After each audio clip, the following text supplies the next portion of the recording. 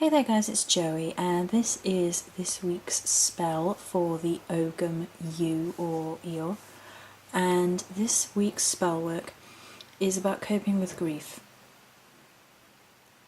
Now, the spell work can also be used for really, really stressful situations of, very difficult situations, coping with stress, or perhaps change which has really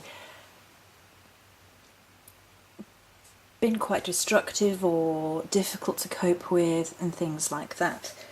And I felt very strongly about doing this, and I will very likely do a follow-up version of this as a meditation to do with honouring and letting go of circumstance or situation, be it that you have lost somebody in one way or another,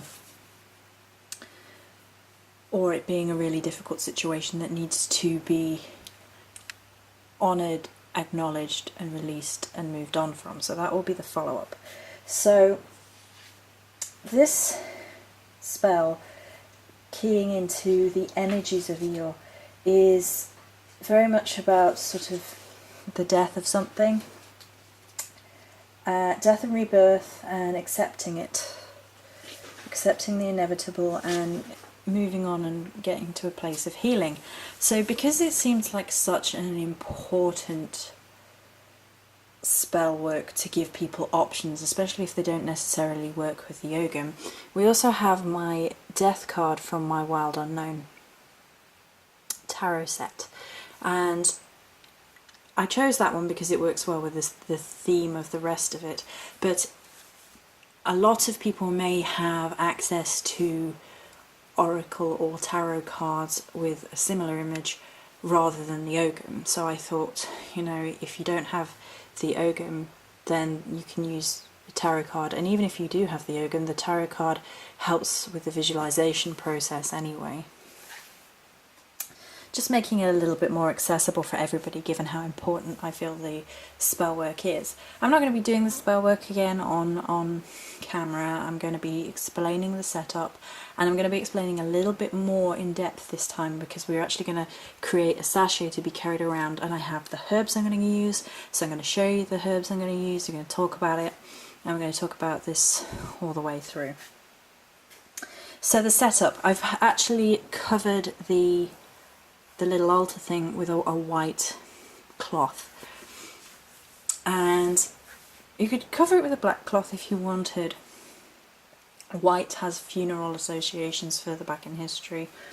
Only in more recent times has it been swapped around. Black and white, have they been swapped around?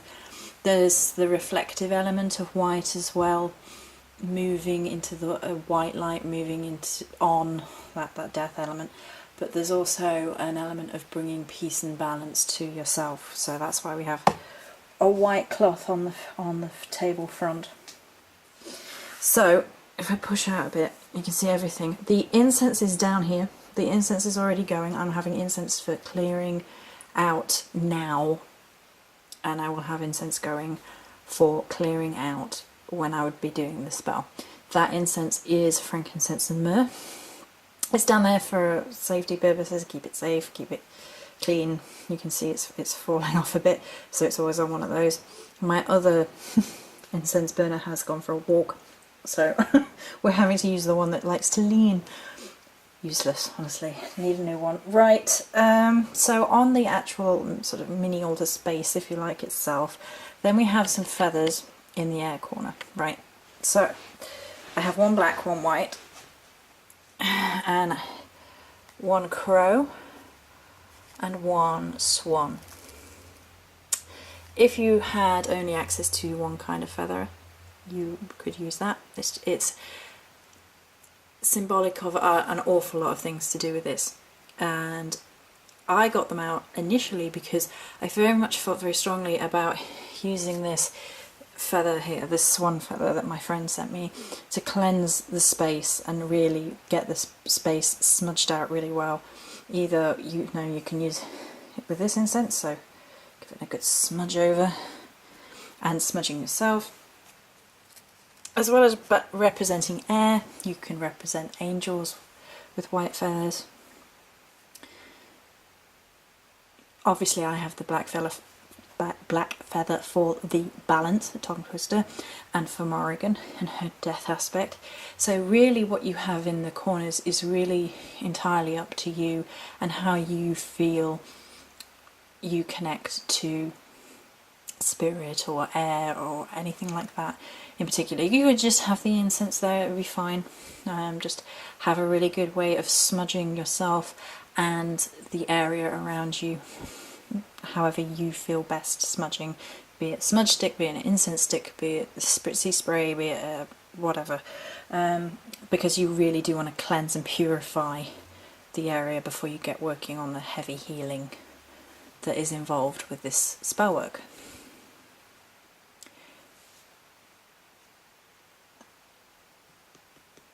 I think that's all we need to cover for the feathers. All the crow feathers and the swan feathers that I have all been found on the ground. I would advise against buying feathers because you don't know where they've come from. Okie dokie, unless they're fake feathers, in which case that's not so much of an issue. Right, so then going across, let's go around the right way I guess. So we have a candle in the fire corner. The candle is grey and you can actually make out the Ogham on the grey candle. That's pretty good compared to normal. I haven't anointed it with anything, I haven't dressed it with anything because I wanted you to see the colour and the Ogham on it. I may well decide to put some of the herbs on, which I'm going to talk about, that are going in the sachet. But the colour is grey for knowledge, law and wisdom, and is often considered to be a colour of mourning. Some people won't work with grey candles, which I didn't realise. I've never had an issue with it, but then again I work with a goddess that a lot of people are like, death aspect. So if you know, oh gosh, if the camera goes wibble, and the grey candle for mourning kind of works in this circumstance because it's basically honouring and releasing and allowing the mourning of whatever it is. If it's an actual mourning of a person, then that works. If it's a mourning of something that has been lost or a situation which is now over, or the loss of something dear which might not necessarily be a person, then you know, grey works in that circumstance. Over here we have the cauldron reflecting my window. Woo! It has salt water in. You could also put any herbal blessing salt mixture that you might make or purchase in there, and that can be very good at the end of the spell work to just dip your fingers in and cleanse yourself at the end, or if you wanted to sprinkle it over yourself or the area afterwards, you could do that. And then over here for earth, this is a lithium quartz cluster. And that is there because it is a powerful healing crystal which helps you cope with depression, stress and anxiety. Moves through your entire body, but it's very, very powerful, used to help heal repressed anger and grief, but in a steady and slow fashion, so it's not forcing you into any change you're not ready for, it's just helping you push through that at your own pace.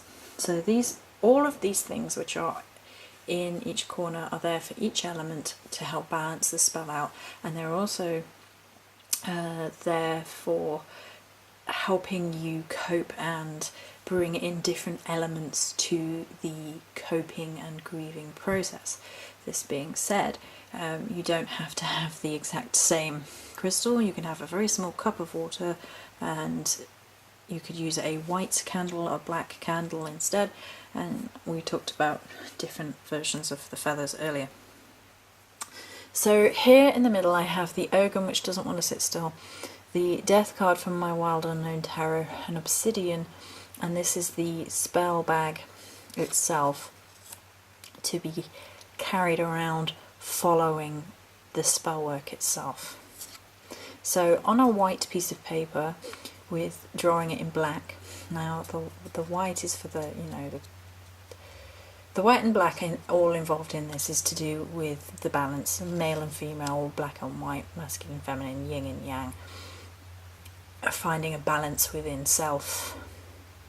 The bag is white and the crystal is black, again, square, rounded, for the balance of these things, and to help you find inner balance, inner peace, and move through the difficult circumstance, whatever it may be. Okay, so what we're actually doing is we are going to create a sachet for this process. White is best for this. Now, obsidian is which is what this is. I hope I said that.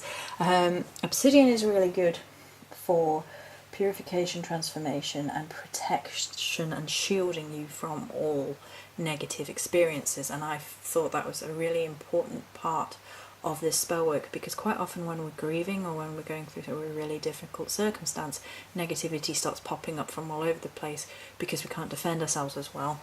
And this is a defender crystal. It's like probably the defender crystal, for me anyway. My fall to crystal should things go really badly.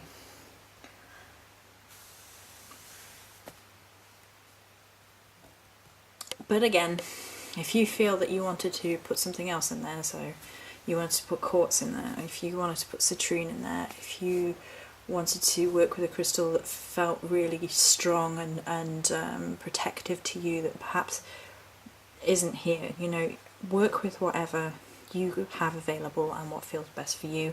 This is obviously a palm stone.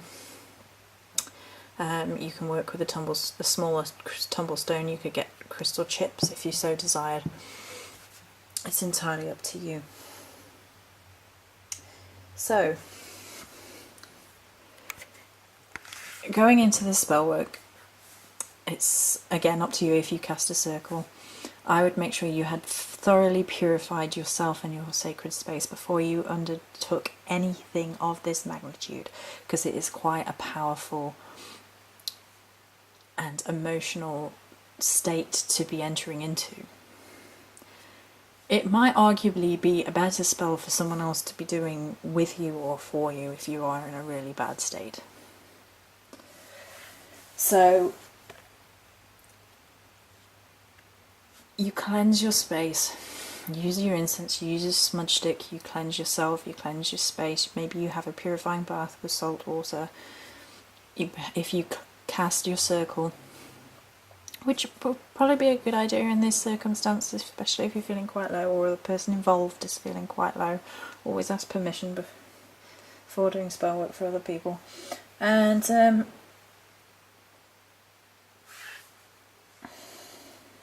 yeah, okay.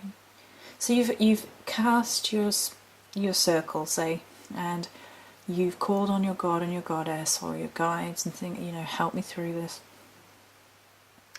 And you connect to the energies of the different elements. So you connect to earth and through the crystal. Now I'm going to be using my lithium quartz, like I said, but whatever crystal you wanted to have in the corner. You can have your little tumble stones, it's fine. And you can hold them and just say, element of earth, crystal of lithium quartz, for my sake. Help me through this difficult time. Help me to ground myself when it feels as though the world is against me. And then you move on to your feathers. Now you can do a number of things with feathers. Now if you don't have feathers, you could have a little bell. That would work really well for that ringing of noise to cleanse out negativity. So you'd ring your bell, or you would move your feather over yourself, and then pop them down. Just element of air. Help me to breathe when times are really difficult and I feel that the world is against me. Something like that. Then you light your little candle. Element of fire, please help me to have the drive to keep getting up in the morning when I feel like the whole world is against me. And then you can pop your fingers in the water or just hold your fingers over it.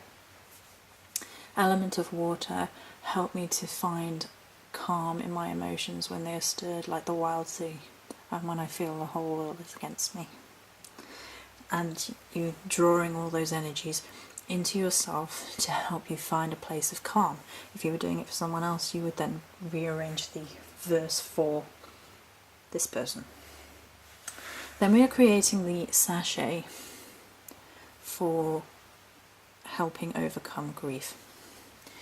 So you might hold the obsidian in your projective hand. I can't do that because I'm holding mine camera with mine, but say this was your projective hand and you visualize something which would help you feel calm and steady and grounded. So perhaps it's a tree. That's the first thing that comes to mind. A sturdy oak tree with deep reaching roots, and you feel rooted and grounded and protected and safe, and fill the obsidian with that energy, that intention. And then you would pop it in. Whoop! It's in, almost. And this piece of paper is entirely up to you. Now, I have the Ogham on there. That's what the Ogham is. And for the sake of having something on there that you can look at. But you can do whatever you want on this piece of paper. You can draw whatever you need to draw on this piece of paper. You can write down the problem. You can write down how you want to feel. If you're going to write down what the problem is, how sad you want to cross that out.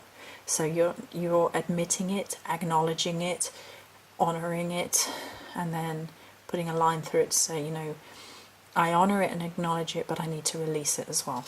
And then fold it up by 3, by mid and by mother back on, and pop it in.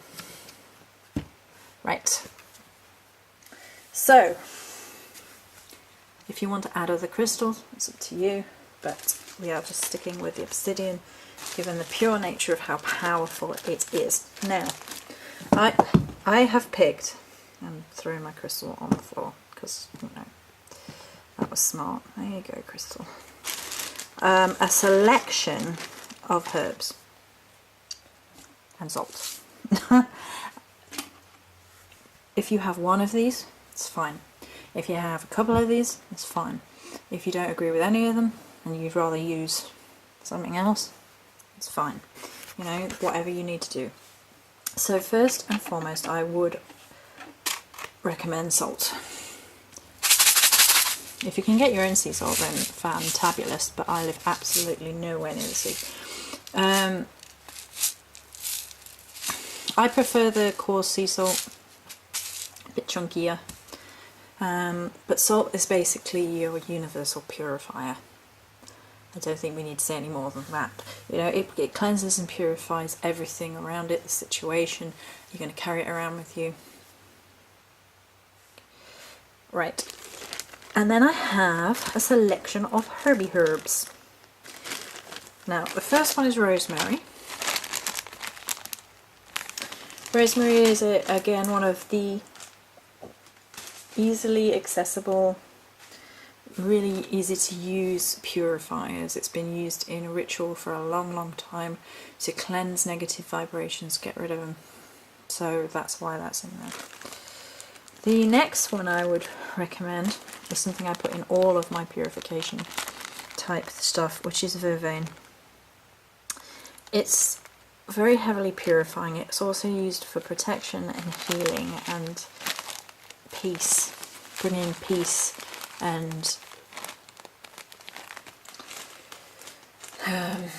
it's one of these herbs that I used from the very, very beginning, and I found it very easy to access its energy. So even in times when your energy is feeling blocked, vervain can break through that, if you ask me. Then maybe sage. It doesn't have to be desert sage, but this is the one I've got. Wormwood. I mean, sage is pretty self-explanatory. If you don't know, it's a very good cleanser. It's used in quite a lot of smudge work for cleansing negative vibrations. Right, so protection, love and psychic powers is the meaning of it. But whilst you do need that protection from wormwood for definite, you know, protecting you against any negativity that's trying to encroach on you while you're feeling vulnerable. I often say that I use it in a lot of purification stuff because it, to me, is like, it reminds me of that death element, that it puts stuff to death. It like absorbs it, sucks it into the ground and recycles it. So in the energies of what the spell work is about, I think that works and aligns with purpose. Then rue. Rue is used for curse removal, negativity clearing and protection. It's very, very strong as a herb, and it's very, very good in return to sender type stuff. So should anyone be preying upon your pain, which is possibly one of the worst things somebody can do, then that's there for that purpose. And finally, I'm going to be recommending elderflowers. Now, elderflowers have been coming up with this Ogham anyway, and it can help relieve a heavy emotional state, or if you feel stuck in a situation or state of mind, helps bring joy back into your life.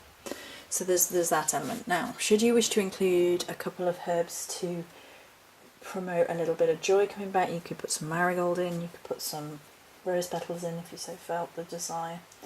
If you wanted herbs or for courage, you could pop some yarrow in. Again, this is one of these personal things, but you're basically taking these herbs and you'd be holding them in your projective hand. So, you know, okay. Not in the bag, obviously. You'd have a little bit in your hand, but I can't be doing that on camera right now. So you'd have a little bit in your hand. Herb of rue, please lend me your aid in clearing all negativity from my life and protecting me from any that might prey on my pain. And then add the herb to the sachet, which already has your things in. You then tie the sachet by 3. Tie it for maiden, tie it for mother, tie it for crone. Again, hold it in your hand. Ask your god or goddess or both, you know, help me through this difficult situation. But often if you're going through a really painful situation, the easiest and most potent thing you can do is just ask the divine to help you through. So I hope that was helpful. And I've tried to broaden a little bit with the tarot, just so, you know, you don't need these symbols, but it can help. And just do some sort of meditation work, some visualization work, where you honour and release the painful situation. I probably will actually write a meditation out first, which I don't normally do. I just normally let myself be guided. I'll see how I feel, but I will definitely get on a guided meditation to follow this up with, because I think it's kind of one of those serious, important issues. Many blessings.